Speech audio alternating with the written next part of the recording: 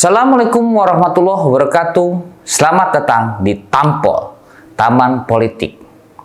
Anas Urbaningrum, koruptor yang juga pernah menduduki kursi panas sebagai Ketua Umum Partai Demokrat ini akan segera menghirup udara bebas. Anas Urbaningrum bukan kader sembarangan. Terbukti, Anas Urbaningrum juga pernah menduduki jabatan-jabatan mentereng di Indonesia, seperti Ketua Komisi Pemilihan Umum tahun 2001 sampai 2005. Dan di masa dirinya lah Partai Demokrat berhasil menjadi partai terbesar di Indonesia dan juga membawa tokoh Partai Demokrat Susilo Bambang Yudhoyono atau SBY menjadi Presiden Indonesia ke-6 di Indonesia. Dia juga pernah menjadi ketua fraksi dari Partai Demokrat bidang politik dan otonomi daerah.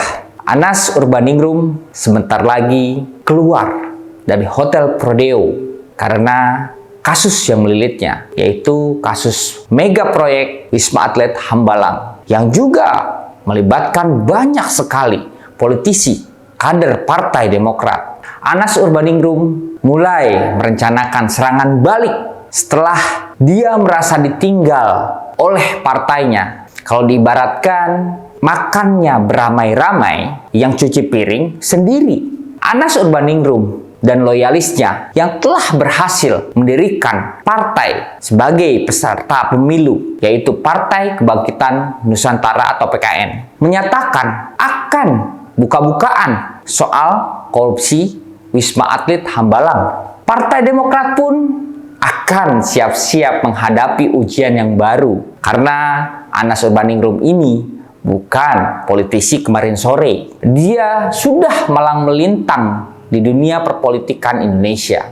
Partai Demokrat tentu akan menyiapkan strategi. Yang kita tahu, Ketua Umum Partai Demokrat sekarang, Agus Harimurti Yudhoyono atau AHY, bukanlah lawan Anas Urbaningrum untuk masalah politik. Kemungkinan yang akan terjadi, Ketua Dewan Pembina Partai Demokrat yang juga ayah dari Agus Harimurti Yudhoyono atau Susilo Bambang Yudhoyono akan turun gunung. Menarik strategi yang akan dimainkan oleh SBY.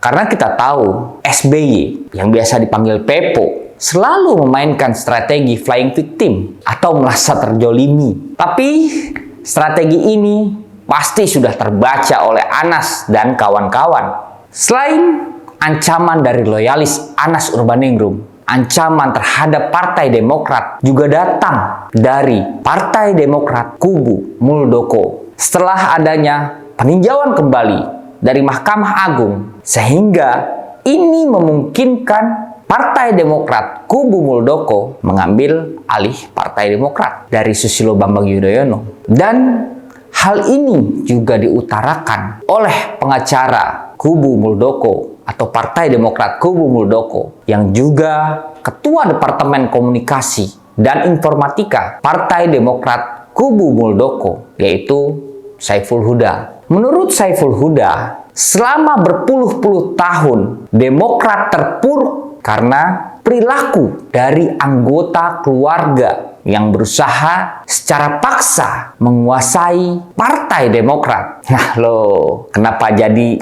saling gigit-menggigit begini?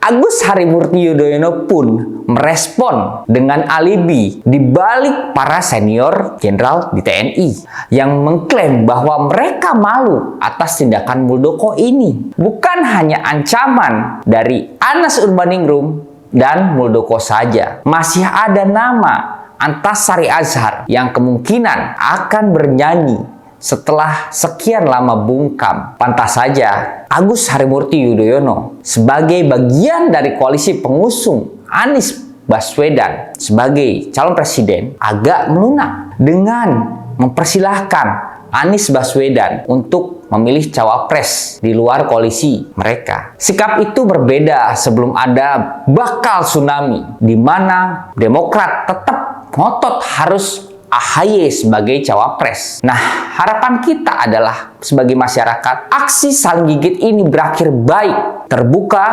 dan terang benderang. Siapa saja yang korupsi dan siapa saja yang menikmati uang negara selama ini ditunjuk hidungnya karena telah menyengsarakan rakyat. Apalagi nanti setelah Anas Urbaningrum yang gembar-gembor akan menjelaskan seterang-terangnya, sevalid-validnya setelah keluar nanti.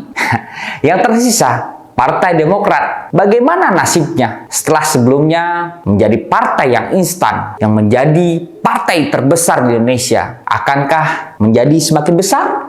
Atau malah menghilang dari peredaran? Dan tsunami Partai Demokrat ini pun pasti akan berimbas kepada koalisi perubahan pengusung Anies Baswedan sebagai capres. Akankah pula koalisi ini layu sebelum berkembang, di mana kita tahu Anies Baswedan sudah berkeliling ke seluruh Indonesia dengan tagline perubahan, tetapi tidak ada ide perubahan yang ditawarkan oleh Anies Rashid Baswedan CS. Menarik kita tunggu babak saling gigit ini agar Indonesia bisa lebih terang benderang dan Indonesia semakin baik di masa mendatang. Sekian episode Tampol kali ini. Salam Tampol, Taman Politik. Wassalamualaikum warahmatullahi wabarakatuh.